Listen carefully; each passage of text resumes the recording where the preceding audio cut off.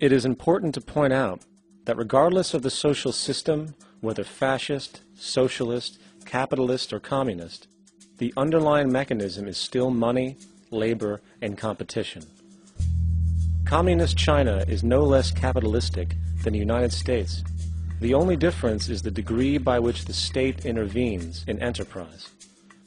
The reality is that monetaryism, so to speak, is the true mechanism that guides the interests of all the countries on the planet. The most aggressive and hence dominant variation of this monetaryism is the free enterprise system. The fundamental perspective, as put forth by early free market economists like Adam Smith, is that self-interest in competition leads to social prosperity, as the act of competition creates incentive which motivates people to persevere. However, what isn't talked about is how a competition-based economy invariably leads to strategic corruption, power and wealth consolidation, social stratification, technological paralysis, labor abuse, and, ultimately, a covert form of government dictatorship by the rich elite. The word corruption is often defined as moral perversion. If a company dumps toxic waste into the ocean to save money, most people recognize this as corrupt behavior. On a more subtle level, when Walmart moves into a small town and forces small businesses to shut down for they are unable to compete, a gray area emerges. For what exactly is Walmart doing wrong? Why should they care about mom-and-pop organizations they destroy? Yet, even more subtly, when a person gets fired from their job because a new machine has been created which can do the work for less money, people tend to just accept that as the way it is, not seeing the inherent corrupt inhumanity of such an action. Because the fact is, whether it is dumping toxic waste, having a monopoly enterprise, or downsizing the workforce, the motive is the same: profit. They are all different degrees of the same self-preserving mechanism, which always puts the well-being of people second to monetary gain.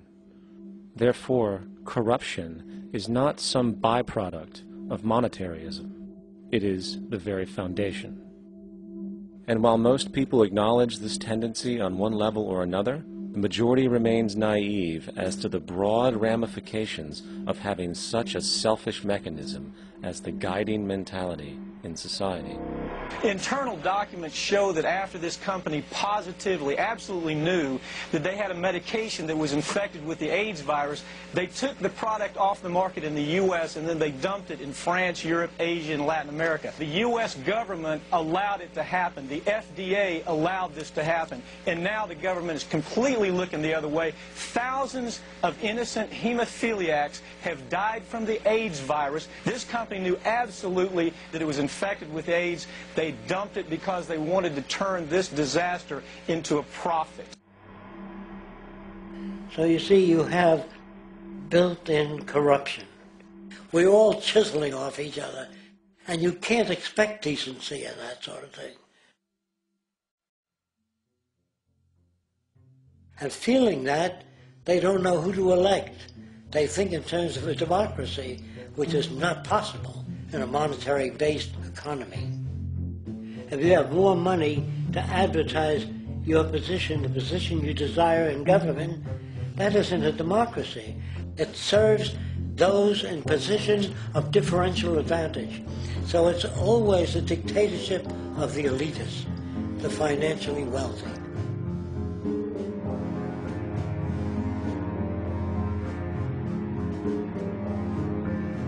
It is an interesting observation to note how seemingly unknown personalities magically appear on the scene as presidential candidates.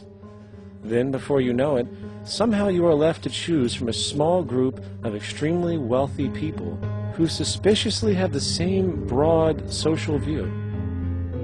Obviously, it's a joke. The people placed on the ballot are done so because they have been pre-decided to be acceptable by the established financial powers who actually run the show. Yet, many who understand this illusion of democracy often think, if only we could just get our honest, ethical politicians in power, then we would be okay. Well, while this idea, of course, seems reasonable in our established-oriented worldview, it is, unfortunately, another fallacy. For when it really comes down to what is actually important, the institution of politics, and thus politicians themselves, have absolutely no true relevance as to what makes our world and society function. It's not politicians that can solve problems. They have no technical capabilities. They don't know how to solve problems. Even if they were sincere, they don't know how to solve problems. It's the technicians that produce the desalination plants. It's the technicians that give you electricity, that give you motor vehicles, that heat your house and cool it in the summertime. It's technology that solves problems, not politics. Politics cannot solve problems because they're not trained to do so. Very few people today stop and consider what it is that actually improves their lives. Is it money? Obviously not. One cannot eat money or stuff money into their car to get it to run. Is it politics? All politicians can do is create laws, establish budgets, and declare war. Is it religion?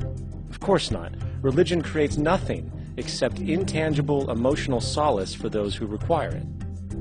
The true gift that we as human beings have, which has been solely responsible for everything that has improved our lives, is technology. What is technology? Technology is a pencil, which allows one to solidify ideas on paper for communication. Technology is an automobile, which allows one to travel faster than feet would allow. Technology is a pair of eyeglasses, which enables sight for those who need it. Applied technology itself is merely an extension of human attributes, which reduces human effort, freeing humans from a particular chore or problem. Imagine what your life would be like today without a telephone, or an oven, or a computer, or an airplane. Everything in your home, which you take for granted, from a doorbell, to a table, to a dishwasher, is technology, generated from the creative, scientific ingenuity of human technicians, not money, politics, or religion. These are false institutions. And writing your congressman is fantastic. They tell you to write your congressman if you want something done. The men in Washington should be at the forefront of technology, the forefront of human studies, the forefront of crime, all the factors that shape human behavior. You don't have to write your congressman. What kind of people are they that are appointed to do that job? The future will have great difficulty. And the question that's raised by politicians is, how much will a project cost? The question is not, how much will it cost? Do we have the resources? And we have the resources today to house everyone, build hospitals all over the world, build schools all over the world, the finest equipment and labs for teaching and doing medical research. So you see, we have all that, but we're in a monetary system. And in a monetary system, there's profit. And what is the fundamental mechanism that drives the profit system besides self-interest? What is it exactly that maintains that competitive edge at its core? Is it high efficiency and sustainability? No, that isn't part of their design. Nothing produced in our profit-based society is even remotely sustainable or efficient. If it was, there wouldn't be a multi-million-dollar-a-year service industry for automobiles, nor would the average lifespan for most electronics be less than 3 months before they're obsolete. Is it abundance? Absolutely not. Abundance, as based on the laws of supply and demand, is actually a negative thing. If a diamond company finds 10 times the usual amount of diamonds during their mining, it means the supply of diamonds has increased, which means the cost and profit per diamond drops. The fact is, efficiency, sustainability, and abundance are enemies of profit. To put it into a word, it is the mechanism of scarcity that increases profits. What is scarcity? Based on keeping products valuable. Slowing up production on oil raises the price. Maintaining scarcity of diamonds keeps the price high. They burn diamonds at the Kimberley diamond mines and made of carbon. That keeps the price up. So then, what does it mean for society when scarcity, either produced naturally or through manipulation, is a beneficial condition for industry? It means that sustainability and abundance will never ever occur in a profit system, for it simply goes against the very nature of the structure. Therefore, it is impossible to have a world without war or poverty. It is impossible to continually advance technology to its most efficient and productive states. And, most dramatically, it is impossible to expect human beings to behave in truly ethical or decent ways.